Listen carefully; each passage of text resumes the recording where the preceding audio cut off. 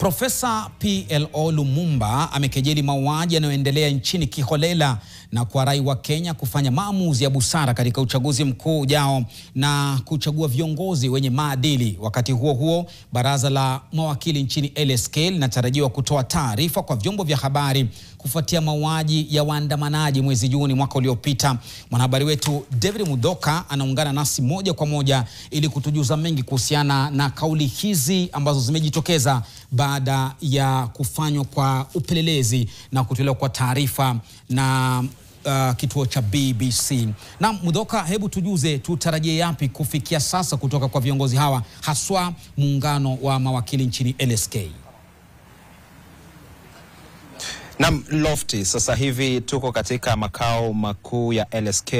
ambapo muda wote kutoka sasa rais wa LSK Faith Odhiambo atakuwa kiongoza mawakili wenzake kutoa ujumbe kuhusiana na mauaji ya kiholela mengi yaliyoshuhudiwa mwaka uliopita wakati wa maandamano yaliyoongozwa na vijana wa kizazi cha Gen Z. Bila shaka sauti ya LSK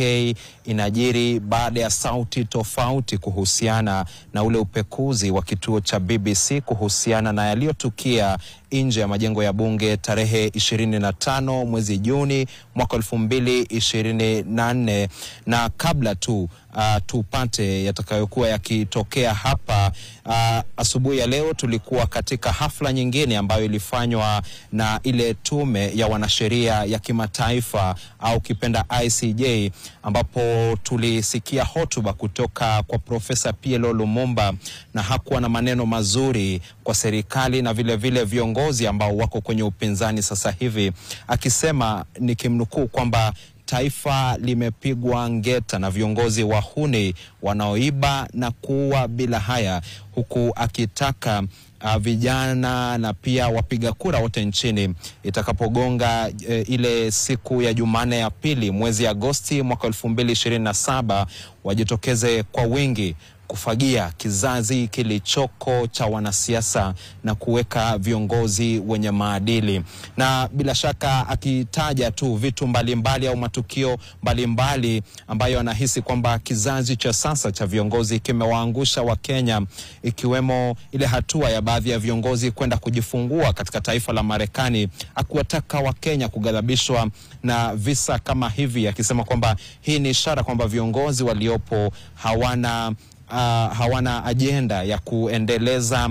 baadhi ya miundo misingi na vile vile sekta mbalimbali ikiwemo sekta ya afya humu nchini. Pia akitaja tu mfano kwamba wakati barabara zina shimo,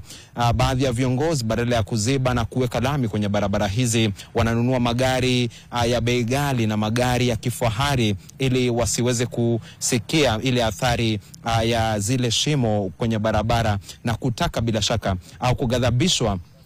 kabisa na viongozi waliopo na pia upinzani, wakisema ni viongozi ambao walikuwa wakati wa aliyekuwa rais hayati Daniel Moi,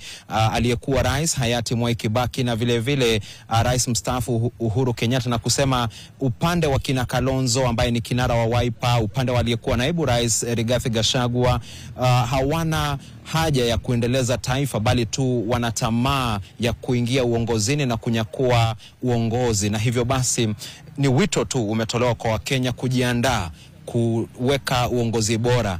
itakapofika mwaka 2027 ambao ni takriban miaka miwili kutoka leo hii. Hivyo basi Lofty, tunazidi kufuatilia matukio mbalimbali na sauti mbalimbali kuhusiana tu na upekuzi na ufichuzi tunaona kuhusiana na matukio haswa ya mwaka uliopita wakati wa maandamano, na tutazidi kufuatilia na tutakuwa tukiwajuza watazamaji wetu taarifa tendeti kuhusiana na haya yote mwendo wa saa 1 jioni na saa 3 usiku. Kwako studio Lofty Matambo. Asante sana Mudoka kwa taarifa hiyo iliyo na ufaafu kuhusiana kinachoendelea katika hali ya kutetea haki za kibinadamu haswa vijana.